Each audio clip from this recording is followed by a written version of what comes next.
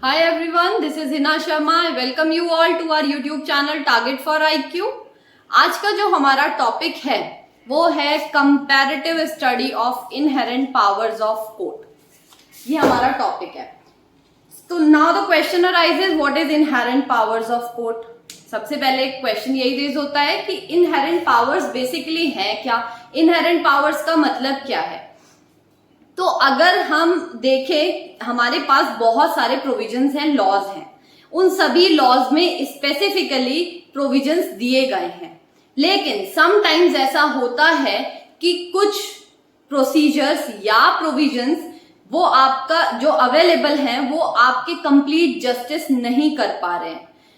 जहां भी उन प्रोविजंस के माध्यम से कंप्लीट जस्टिस नहीं हो रहा है, या किसी भी केस में कोई रेमेडी अवेलेबल नहीं है, या कहीं कोई जो प्रोविजन दिया गया है वो आपके जो ऑर्डर्स हैं उनको इफेक्टिव नहीं बना पा रहा है, या आपके पास प्रोविजंस ही नहीं है, एक्सप्रेस रेमेडी नहीं है, एक्सप्रेस प्रोविजंस नहीं है, या स्पेसिफिक प्रोविजंस नहीं है. अगर हम लेमन लैंग्वेज में ये बात करें तो वहां पे कोर्ट को कुछ इनहेरेंट पावर्स दी गई हैं. वो इनहेरेंट पावर्स स्पेयर पावर्स होती हैं. ठीक है, स्पेयर्स यानी कि एक्स्ट्रा पावर, बची हुई आपके पास वो पावर्स होती हैं, या फिर आप उन्हें, जो आपकी इनहेरेंट पावर्स हैं, आप उन्हें एक्स्ट्रा ऑर्डिनरी पावर्स भी बोल सकते हैं. और वो एक्स्ट्रा ऑर्डिनरी पावर्स क्यों हैं? क्योंकि वो एक्स्ट्रा ऑर्डिनरी पावर जो है वो कोर्ट के पास एडिशनल पावर है कि जहां जस्टिस नहीं हो पा रहा है या जहां कंप्लीट रेमेडी किसी भी पर्सन को अवेलेबल नहीं है, आप वहां भी कुछ स्टेप बियॉन्ड जाकर, आप बियॉन्ड लॉ नहीं जा सकते, you have to be within law, but आप बियॉन्ड कुछ प्रोविजंस जाकर और कंप्लीट जस्टिस प्रोवाइड कर सकते हो. और ये कंप्लीट जस्टिस प्रोवाइड करना ही बेसिकली हमारे लॉ का ऑब्जेक्ट है, हमारी रेमेडीज का ऑब्जेक्ट है. या अगर हमें राइट्स दिए गए हैं, अगर हम राइट्स को एनफोर्स ही नहीं करा पाए तो उन राइट्स का कोई भी रोल नहीं रहेगा. तो बेसिकली अगर रेमेडीज दी गई हैं तो वो रेमेडीज इसीलिए दी गई हैं कि आपको जस्टिस मिल सके. अगर आपका कोई वायलेशन हुआ है राइट का और आपको रेमेडी मिल ही नहीं पा रही है, क्यों? क्योंकि आपके पास स्पेसिफिक प्रोविजन नहीं है.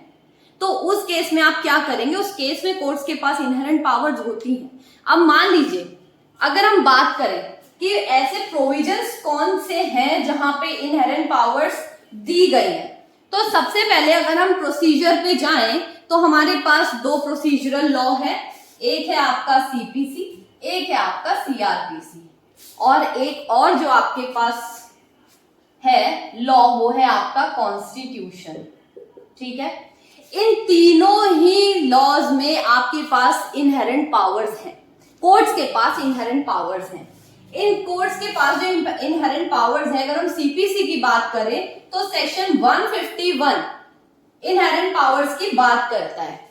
अब क्वेश्चन रेज होता है कि अगर कभी एग्जाम में पूछा जाए, मेंस का कोई क्वेश्चन आ जाए कि इनहेरेंट पावर्स आप डिस्कस कीजिए, तो क्या आप सिर्फ 151 ही लिखेंगे? नहीं, आपके पास जो इनहेरेंट पावर्स और भी दी गई हैं 148 से 153A तक पूरा एक बंच है जो कि इनहेरेंट पावर्स की बात करता है, जहां एनलार्जमेंट ऑफ टाइम की बात है, कोर्ट फीस की बात है, पेमेंट ऑफ कोर्ट फीस या ट्रांसफर ऑफ केसेस की बात है. तो ये सारे के सारे प्रोविजंस हैं, जो पूरा बंच है वो आपका ये इनहेरेंट पावर्स की बात करता है. लेकिन जो 151 है वो बेसिकली स्पेसिफिकली इनहेरेंट टर्म को यूज करता है, डिफाइन नहीं करता है. इनहेरेंट टर्म को कहीं भी सीआरपीसी, सीपीसी, कॉन्स्टिट्यूशन में डिफाइन नहीं किया गया है. डिफाइन किया गया है आपका मनोहर लाल वर्सेस सेठ हीरालाल के केस में. सेठ हीरालाल के केस में इनहेरेंट को पावर को डिफाइन किया गया था और कहा गया था दैट जो आपकी इनहेरेंट पावर्स हैं दे आर को एक्सटेंसिव विद नेसेसिटी.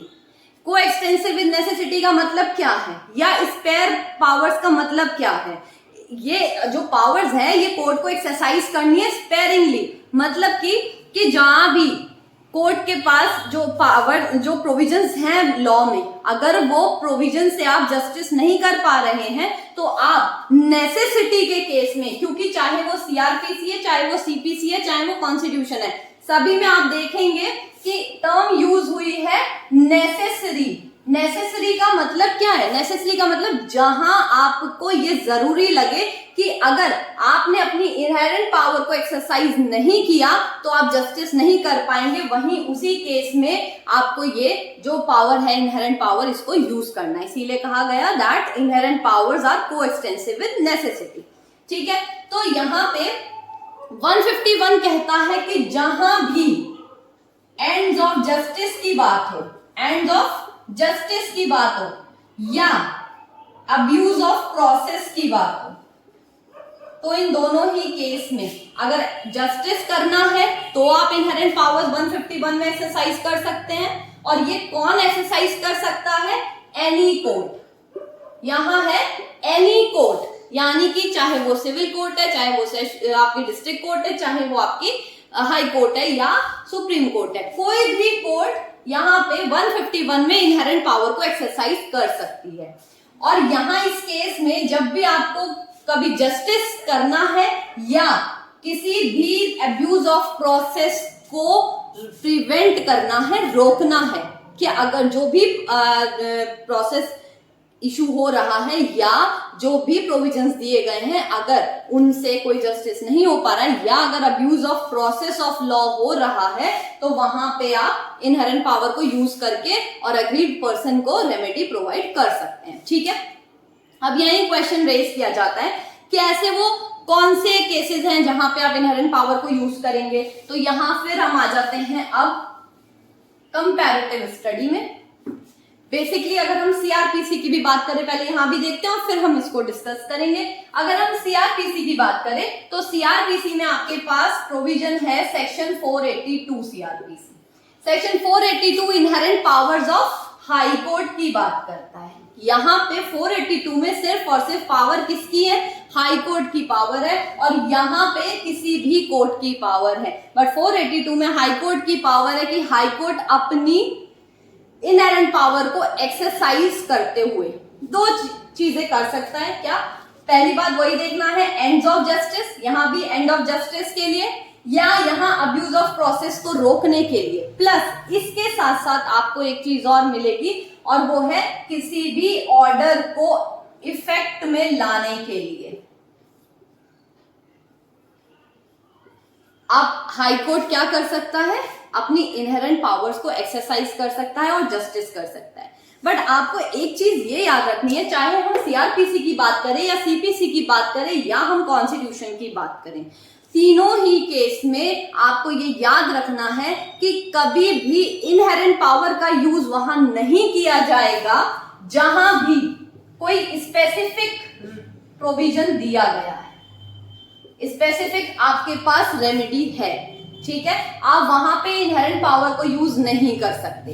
दूसरी बात, अगर आपके पास एक्सप्रेस प्रोविजन है तो आप उसी एक्सप्रेस प्रोविजन का ही यूज करेंगे, आप इनहेरेंट पावर्स का यूज नहीं कर सकते। तीसरी बात कि कभी भी आप इनहेरेंट पावर को यूज करेंगे तो वो एक्सेप्शनल केस में ही यूज करेंगे। एक्सेप्शनल केस का मतलब ये है कि आप उसे एक अपवाद के तौर पे यूज करेंगे, यानी कि जब आपके पास कोई रेमेडी नहीं है, जब आपके पास कोई ऑप्शन अवेलेबल नहीं है, तो आप इनहेरेंट पावर का यूज कर सकते हैं। जैसे कि हमने बहुत बार देखा, प्रोसीडिंग्स को क्वैश करने के लिए या जहां प्रोसीडिंग्स को ट्रांसफर करने का आपके पास कोई प्रोविजन नहीं है, तो वहां पे प्रोसीडिंग्स को केस को ट्रांसफर किया जा सकता है। अब मान लीजिए अगर हम बात करें कोई भी एफआईआर की जो नॉर्मली आपके यूसेज में है, एफआईआर है या कोई कंप्लेंट है जो डिस्क्लोज ही नहीं करती है प्राइमा फेसाई कोई केस, तो क्या करना है आपको? उसको क्वैश कराना पड़ेगा हाई कोर्ट से। तो आप 482 में जा सकते हैं क्योंकि स्पेसिफिक और कोई प्रोविजन आपके पास नहीं है। लेकिन अगर आपके पास हम बात करें, अगर सीपीसी की देखें 148 बात करता है एनलार्जमेंट ऑफ टाइम की, जहां कहीं भी मान लीजिए अगर सीपीसी में देखें WS को आपको 30 डेज में फाइल करना है, लेकिन अगर आप 30 डेज में नहीं कर सकते तो स्पेसिफिक प्रोविजन कहता है कि 90 डेज में आप कर सकते हो। अब अगर आप वो 90 डेज में भी ना नहीं कर पाए तो फिर अब आपके पास क्या ऑप्शन है, या अगर आप मान लीजिए कहीं अब आप वहां पे 151 का फायदा नहीं लेंगे क्योंकि वहां आपके पास ऑलरेडी प्रोविजन है, लेकिन कहीं ऐसे प्रोविजन हैं जहां आप डिले को कंडोन नहीं कर सकते, आप लिमिटेशन में जाएं सेक्शन 5 में, वहां डिले अगर किसी प्रोविजन में कंडोन नहीं करा पाते हैं तो आप 151 में जा सकते हैं, टाइम एनलार्ज करा सकते हैं, या आपके पास अगर आपने कोर्ट फीस पे नहीं की है तो उस पेमेंट ऑफ कोर्ट फीस के लिए 149 दिया गया है, क्या वहां कोर्ट से परमिशन ले लें क्योंकि आपका केस रिजेक्ट हो जाएगा, तो आप वहां कोर्ट से परमिशन ले और अपनी कोर्ट फीस को पे कर दे। तो this is basically the provisions जहां पे स्पेसिफिकली अगर आपके पास रेमेडी है तो आप वहां उस केस में नहीं जाएंगे, लेकिन अगर स्पेसिफिक प्रोविजन नहीं है तो आप 151 या 482 सीआरपीसी में जाएंगे। और वहीं अगर हम कॉन्स्टिट्यूशन की बात करें तो कॉन्स्टिट्यूशन में आपका आर्टिकल है 142 का क्लॉज 1 ये कहता है कि जो भी आपकी कोर्ट्स हैं, सुप्रीम कोर्ट है, सुप्रीम कोर्ट किसी भी ऑर्डर को या डिक्री को पास कर सकती है in the interest of justice, उसको इफेक्ट में लाने के लिए, जो कि पूरी इंडिया की टेरिटरी में एप्लीकेबल होगा, जो जरूरी है किस लिए, फॉर कंप्लीट जस्टिस। किसके लिए जरूरी है, कंप्लीट जस्टिस के लिए। और वो कंप्लीट जस्टिस करने के लिए आप कोई भी ऑर्डर या डिक्री पास कर सकते हैं, ठीक है। तो बेसिकली ये अगर सुप्रीम कोर्ट की जो 142 में जो पावर है वो एक्स्ट्रा ऑर्डिनरी पावर है, जो कि इनहेरेंट पावर आप उसे कह सकते हैं। और यहां अगर आप एक एग्जांपल लें कि हमारे पास मान लीजिए आर्टिकल 137 में रिव्यू की पावर है, किसकी पावर है, रिव्यू की पावर है। तो अगर आपको किसी ऑर्डर का रिव्यू करना है तो आप 137 में जाएंगे या आप 142 में जाएंगे।